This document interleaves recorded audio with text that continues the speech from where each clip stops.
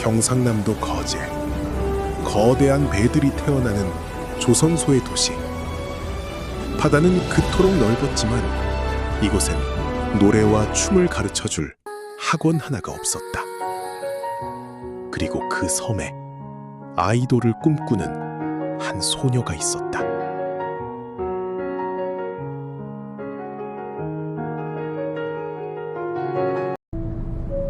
편도 1시간 반, 집에서 걸어 15분, 버스로 1시간, 다시 지하철로 15분. 부산의 학원에 닿으면 하루는 이미 반쯤 저물어 있었다. 남들이 한참 전에 올라선 그 길을 그녀는 18의 여름에야 겨우 밟기 시작했다. 늦었다는 걸 누구보다 그녀 자신이 알고 있었다.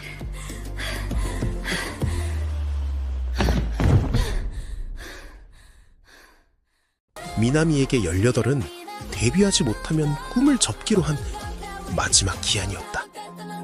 같은 18, 원희에게 그 나이는 이제 겨우 내디딘 첫 발이었다. 너무 늦게 시작한 걸까? 소녀는 두려웠다. 그러나 여러 회사가 동시에 손을 내밀었다. 늦은 게 아니었다. 그 오랜 두려움이 녹아내렸다.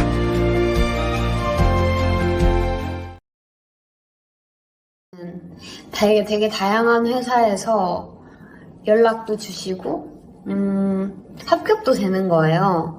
이제 얼떨결에 저희 회사랑 이제 다른 여러 회사들이 겹쳐가지고 합격을 한 거예요. 근데 사실 저희 회사는 태어나서 처음 듣고 크게 관심도 없었어요. 저는 이게 볼까 말까 고민을 하는데 그때 갑자기 전화가 띠디디디 와서 뭐니? 정원이 학생 맞으시죠? 이렇게 해서 네 맞아요. 그래서 실제로 와서 이제 대표님도 뵙고 여러 이사님도 뵙고 하니까 너무 마음에 들어서 엄마한테 얘기했는데 갑자기 대표님께서 엄마한테 바로 전화했었어.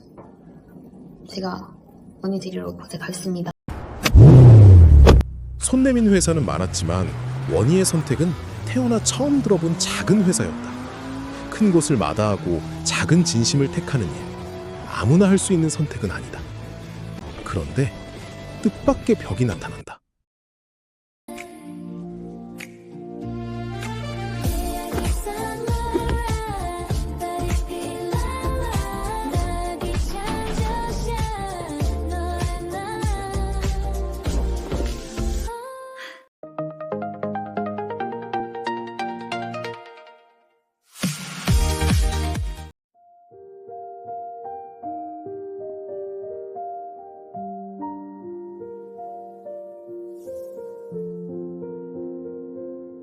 고마워.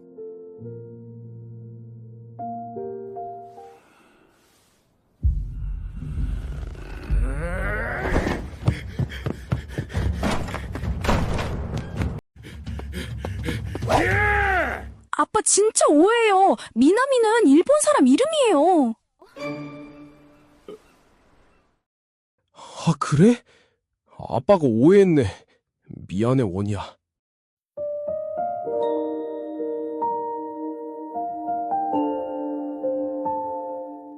절대 안 된다. 갑자기 반대래. 이상하던 내보기에서 밖에서 아까 왜 할까? 미나미는 왜 얘기하는 거야? 아빠한테? 알고 보니까 미나미였다. 그래서 아빠가 그때부터 미나미를 검색하고 팬이 됐습니다.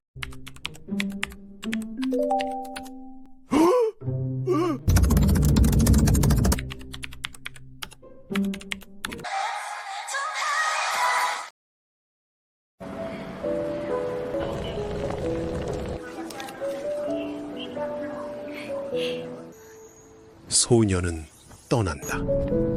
그러나 고향을 등지는 것은 아니다.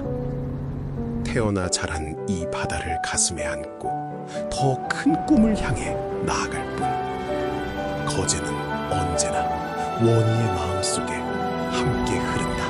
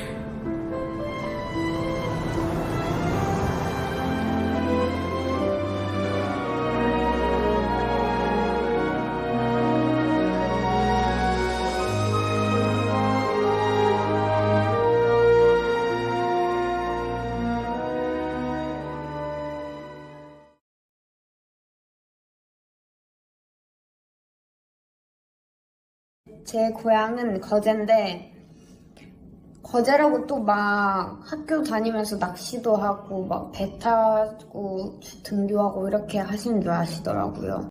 근데 거제도도 아니고 거제시고, 낚시도 잘 안 하고, 차 타고 등교합니다.